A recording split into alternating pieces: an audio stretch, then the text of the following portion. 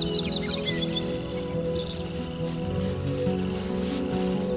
that looks like Riley! Come on!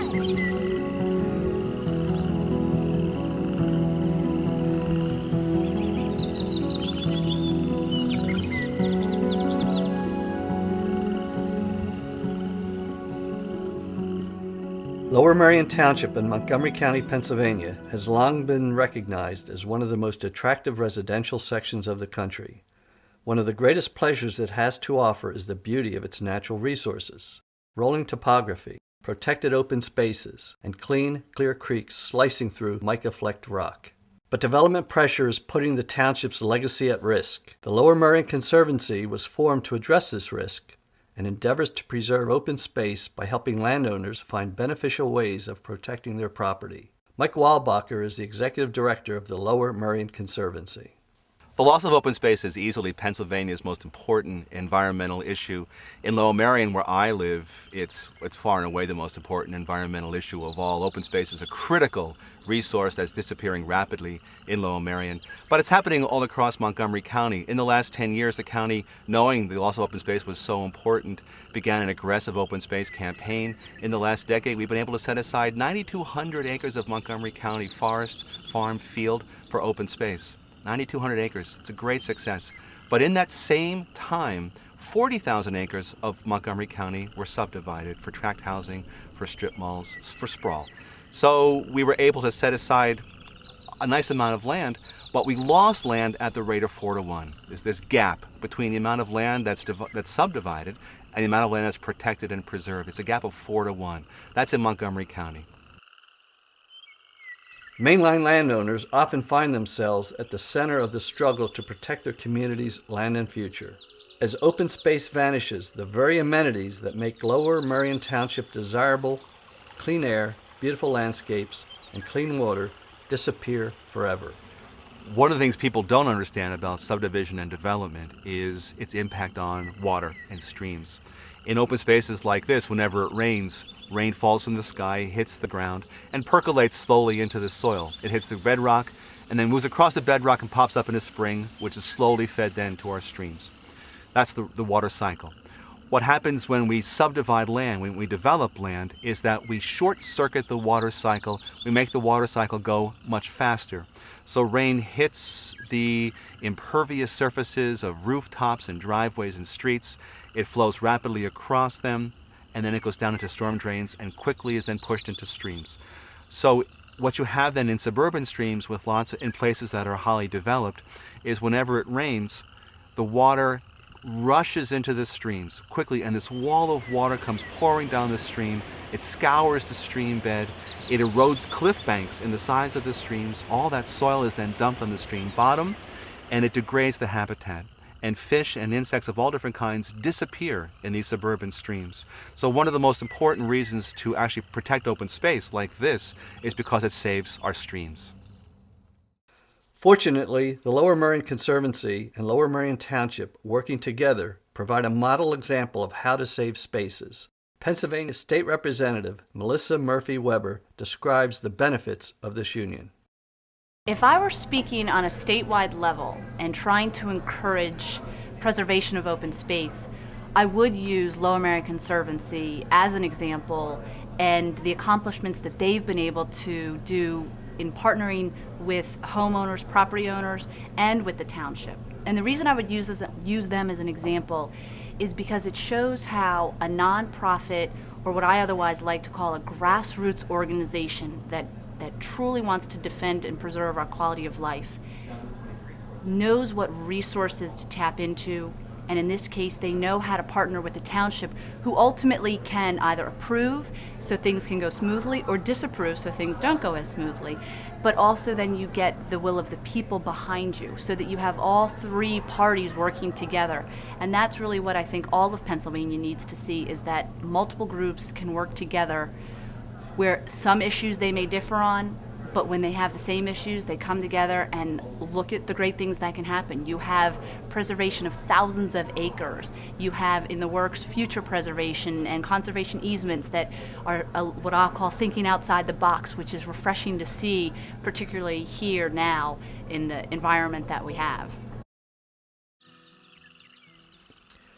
In addition to its positive relationship with the township, the Lower Merion Conservancy also partners with Montgomery County to protect and preserve land. Montgomery County Lands Trust Director Dulcie Flaherty highlights several collaborative solutions. In Montgomery County, we're very fortunate. We have many organizations who do land preservation. A landowner who is interested in preserving their property can choose a local land trust like the Lower Merion Conservancy and work with them, or they can go to a watershed organization who holds conservation easements, or even work with municipal organizations, municipal entities, or the county. There are lots of options, and you can work with the entity that is best suited for your needs. It is not always a simple choice between conservation and development, though. Financial and family pressures can cause a landowner to sell to a developer, even when that land is an important part of the family's legacy, or a critical part of the community's landscape. However, there are alternatives. Several conservation strategies make it possible to preserve your land forever and satisfy your financial and family goals. One way an owner can protect his property is through the donation of the property, either to a township or the county government or to a nonprofit like the Lower Merion Conservancy. And if you donate the property, then your tax deduction becomes the value of the land that you give away. And we've had places where the Saunders family, for example, donated Saunders Woods, 20 acres in Lower Merion. We've had cases where owners donated 2 acres to the park that they lived alongside. So both cases are saving open space. Both cases have great tax benefits.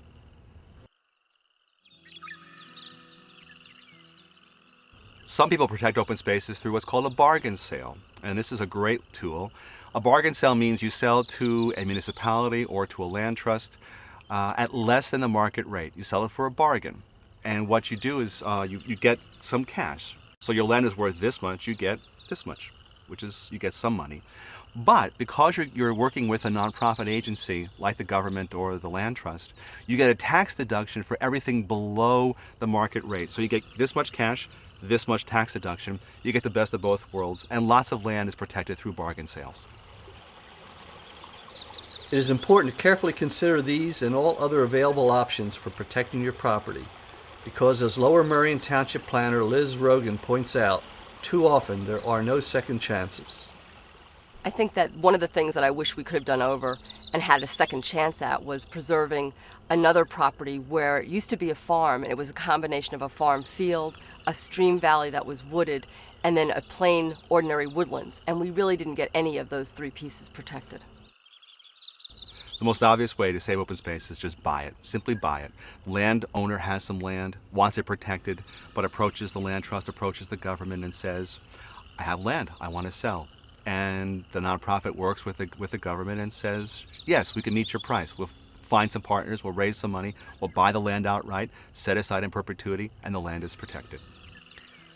A less obvious choice, yet probably the most common, is the conservation easement, an excellent tool for permanently protecting your land while retaining ownership. The conservation easement is a legal agreement between the landowner and the land trust. And what it means is the landowner agrees to a certain set of restrictions to either give away all their development rights or in some cases give away some of their development rights.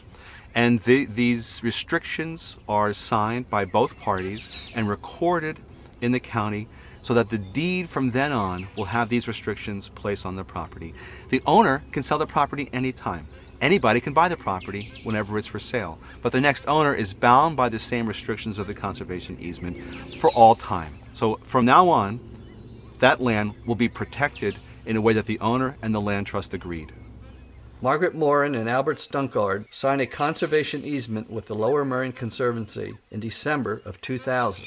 We owned this house for about 3 decades, and we had 15 acres of woods adjacent to the house that we really enjoyed during all those years. And a few years ago, we found that the land had been sold to a developer, and he was going to build houses. And we were horrified at the idea that all of a sudden there was going to be a development adjacent to us. So we got the idea of approaching the developer and seeing if he would be willing to sell us one of the lots, which is what we did. And so we negotiated with him for a while, and he agreed to sell us a lot at market value.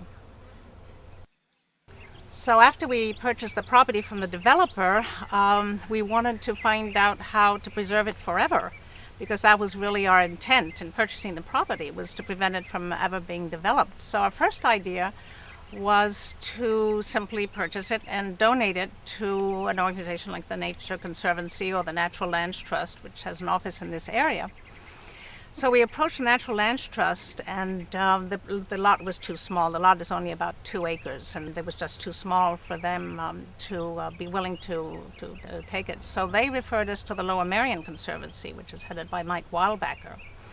And they said they wouldn't be able to accept it as a donation, but that they would be glad to have it if we put a conservation easement on it.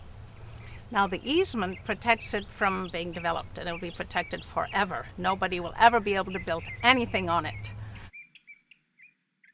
The delicate balance between maintaining natural landscapes and expanding communities is one that must be prudently managed. An excerpt from a 1937 Township Planning Commission document is just as relevant today as it was then. Growth is not an unmixed blessing. It creates problems. The great estates of years ago move further out, and their places are taken by smaller and numerous holdings. More homes are built. More homes demand more roads, utilities, and fire services, schools, parks, playgrounds, sewers, and many other services and facilities that are rightfully expected by the citizens. Unless through wise foresight and planning, the extension of these services and facilities is kept ahead of the growing demand, critical conditions are created, including traffic congestion, inadequate housing, insufficiency of open spaces, and the like. Protecting our open spaces is essential for the beauty of open space, for the protection of trees, for activities like hiking or bird watching or horseback riding, or time for our pets, for the insects, the wildlife, and for endless reasons. The Lower Merion Conservancy welcomes the opportunity to talk with you about your land, your needs, and your family's future.